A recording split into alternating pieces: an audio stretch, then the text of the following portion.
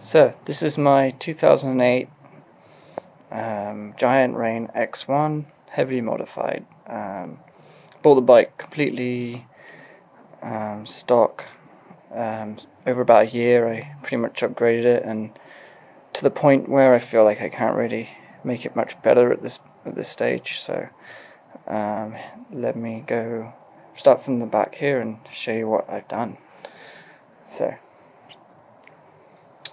we've got Eastern wheels with Eastern M1 hubs, Eastern Haven wheels, 26-inch of course, set up tubeless with Maxxis Mini and DHR on the rear here. And then carrying on, we got set up with the took off that 9-speed 9x2 that it came with, and got on this wheel a 10-speed XTR group set with clutch derailleur, of course, which the original one obviously wouldn't have at 9-speed. So yeah, got a Halo bolt-on through axle right going through the wheel there, making it a little bit stiffer than the QR that it originally comes with. So which is nice. And then as we're back here, we took off those old Hays that were pretty notorious for failing over a long time and not great in the first place either. So put on some pretty reliable brakes here, the SLX, all Icetech set up with Icetech rotors, Icetech pads. They're good brakes, like them a lot. So carrying on, put some good protection on here on the top for the chain slap, and then but underneath to make the bike a little bit quieter going down, got some foam and some right here as well, so just to keep the bike pretty quiet as we're down here with the crankset. Kept the original crankset actually. It's the only thing that the one thing I did keep along with the suspension was I do like this crankset. It's really robust and reliable, and the X1 race face BB I haven't had too many issues with. Does get dirty pretty fast. Try and overhaul it about every 3 months, and it seems, if you look after it and maintain it, it'll last, prolong the life. The HT AO5 concave pedals platforms. The only thing I did change with this crankset was the chainring and the chainring bolts. Got a 30-tooth race face chainring with a MRP bash guard and chain guide, which has worked really well. The one that it came with was pretty poor. It got beat up really fast. In fact, the guy I bought it off didn't really ride the bike too much, and it was already falling apart. So this MRP one's been really good. So we've got the DHX3 coil. I run about, depending on the pressure, on what I'm riding, I'll change the pro pedal pressure, whether I want it a little bit softer or not. I set up pretty soft normally. Being a coil, I feel like it's one advantage to having a coil. You can run them pretty soft and they'll ramp up at the end without any issues. So and then going up, just a giant dropper, which works well. It's reliable, it's simple, easy to install, can be external if it wants to be. So I just went with that, and it's a good dropper. I found. Kept the seat. I really like the seat. It's the MTB Rocket. In fact, I bought the same seat for my other bike, just because I like it so much. This one's definitely been well used, and it's still going strong. So That's one other thing I kept. Put some gold decals on it to match the rest of the gold pieces I've added.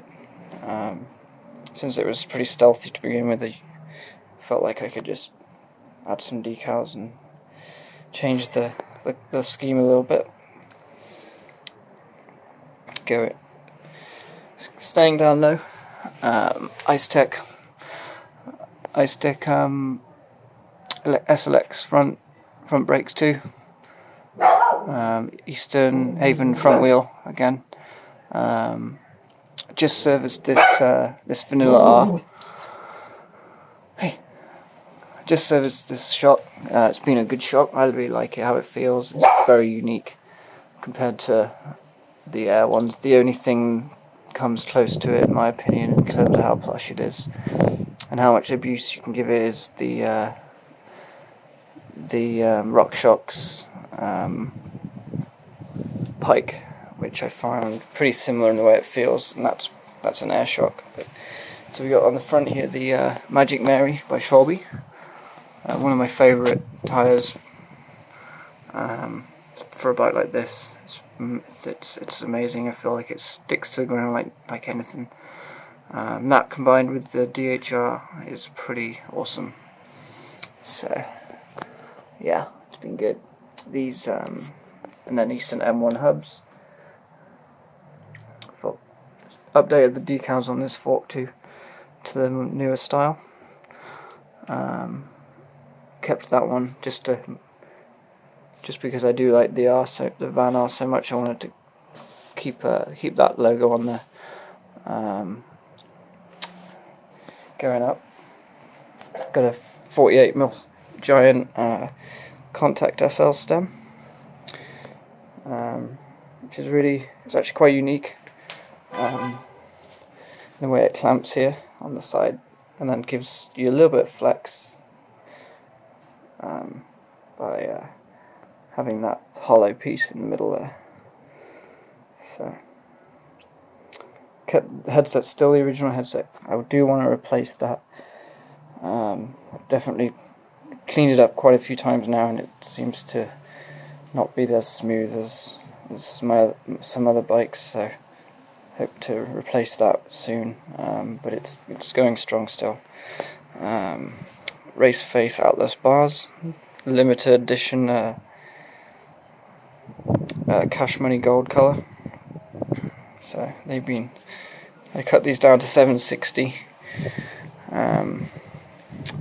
They came at 780. Felt a little bit wide for me, and then I added the side mount for the dropper there, which is nice. Silicone ESI grips. So that's about it. So I really like the way the bike rides. I didn't think I'd keep it this long, and I didn't really ever want a bike this old, but it was a good price. Didn't have too much money, needs to get riding pretty fast. Ended up buying this, and it was definitely heavy to start with, about 37 pounds. Got it down to about 33. I feel like it's just a great all-round bike now, and planning on keeping it at least another 2 or 3 years probably, alongside my cross-country bike. So yeah, it's actually a pretty awesome setup. The age aside, I really like the way it rides and feels on the trail. Climbs actually loads better than I expected, and it does. They actually modelled the new Transo after this bike and this geometry, which is so. Yeah, and it's fun. Well, hope you like it. Thanks.